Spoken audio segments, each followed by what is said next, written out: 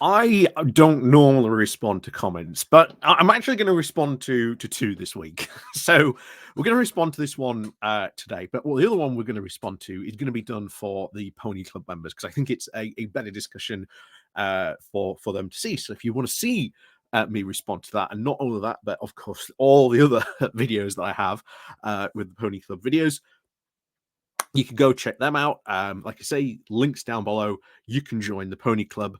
There is the Patreon members as well. They also get access to those videos as well. Or there's the YouTube thank you button, and of course there's the buy me coffee link where you can buy me coffee. All that does help support the channel. So comments, I don't normally respond to them, and I will say, I know you're a YouTuber, you meant to. I even tell other people that myself all the time. However, it's not something I've generally tended to do because in the past, I think I'm suffering from I don't know, a post conspiracy, I don't know, PTSD. Many people will know way back in the day, I used to sort of heavily sort of go and criticize a lot of conspiracy theories and that. And back in the day, I did used to get quite involved back in that day. And if anything, that's what put me off a lot of responding to comments. Even today, I still don't tend to respond to a lot of comments. I know I should more, but okay, there you go. But no, I think this comment is very worth sort of responding to because I think it really gives the idea of why Trump's comments, because I keep on bringing this up, not only on here, but on Geoscope as well, where I keep on saying that Trump's comments have completely undermined the idea of collective defense. So for that, first of all, we've got to tell you, what is collective defense? Well, it's basically as it sounds. The whole idea, of course, in the NATO treaty is that there's Article 5. And of course, if you attack one, you attack all. That is the very sort of idea that has sort of been the glue to hold NATO together for so long, to sort of perform a more projective power block that, if you go after one country, you're not just going after them, you're going to have to go to war with all these other countries as well. It's been a very good deterrent, certainly during the Soviet Union times, for a lot of these other countries. And of course, in the fall of the Soviet Union, a lot of other Eastern European countries joined NATO. Again, I think their justifications have been proven very much right with what's been going on in Ukraine. And the whole idea is that if, let's say Russia were to attack Estonia, they're attacking everyone. So it's a whole idea that you do not get, you do not touch another NATO country because you're going to have to go to war with them and all their friends as well. That is the whole idea and point of collective defense. But Trump's comments that he made were, well, if they're not paying, we're not going to come to their defense. And bear in mind, Trump has been very blasé about this in the past, that even though some countries in Europe and especially NATO, while they haven't been meeting sort of the NATO requirements, bear in mind, it's not a law or anything like that. It's just NATO said, well, we'd like to at least see, a minimum 2% of spending on your, defense budgets. This whole idea that, America's, etc., been paying. Well, of course, there are American troops in Europe, mostly in Germany, although they are very much sort of scattered around. The whole idea is that, Trump feels that they're paying too much. But there you go. But like I say, his comments of, well, we won't come to your defense, undermines that. It undermines the complete idea of collective defense and NATO in itself, because the whole idea had been, well, if they attack, you're not just going to go to war with all these countries, but you've got America in the background as well. So that was the very much the big idea of collective defense. And I think it's well worth sort of responding to this comment, because this was what someone put below my recent video on the European Security Council, and sort of possibly Britain being offered a seat on a proposed European Security Council. But anyway, so this comment came in, and I thought it's well worth sort of responding to it. So, keep bashing, quote, 55% of America with your, and I like this, US liberal media agenda. I'm not even in the US, but okay, there you go. Anyway, keep on bashing about 55% of America with your US media agenda against Trump. A good idea instead of questioning your own pathetic country. Give some specific reasons instead of some, quote, overseas thoughts of which exactly our president will do to your non-irrelevant island. Brexit, England's thoughts are irrelevant. Biden's our problem right now. Here's the thing. It's the question is, and the problem is his comments of what we said earlier.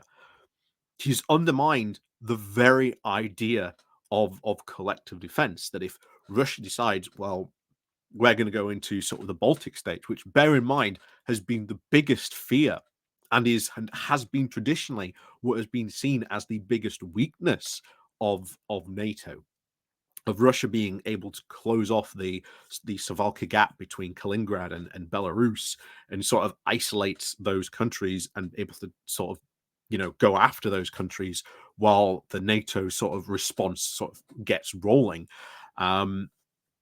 It's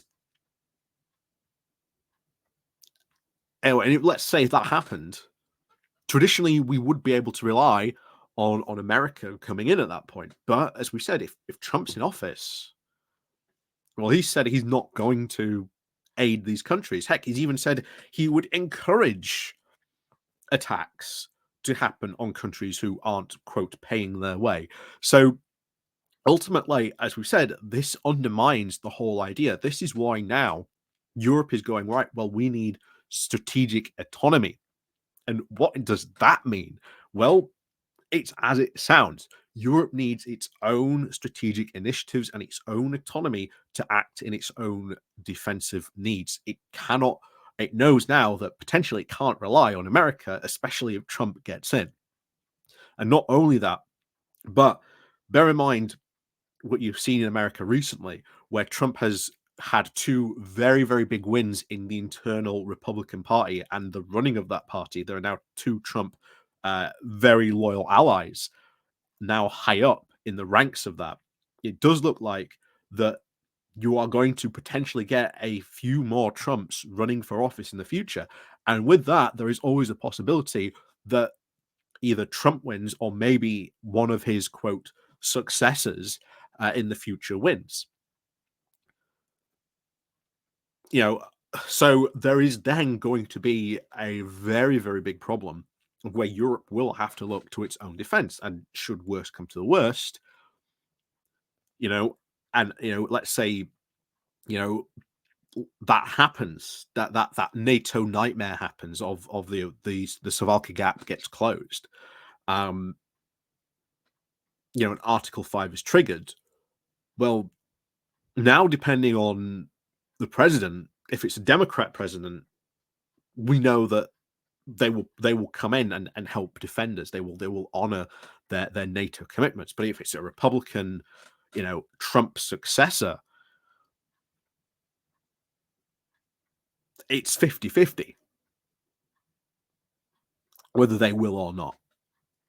And this is why this matters to these to these countries, and it completely matters to the idea of NATO and collective defense, and why I've said every single time this has come up that this undermines the idea of collective defense. So yeah, that is a very serious idea, and that is why that matters to us, not only just to us, but to the rest of Europe as well. This isn't US liberal media bashing. This is the reality that this idiot is supporting, and Trump is promoting, and other MAGA Republicans promoting this whole idea that we need to sort of return to the splendid isolationism.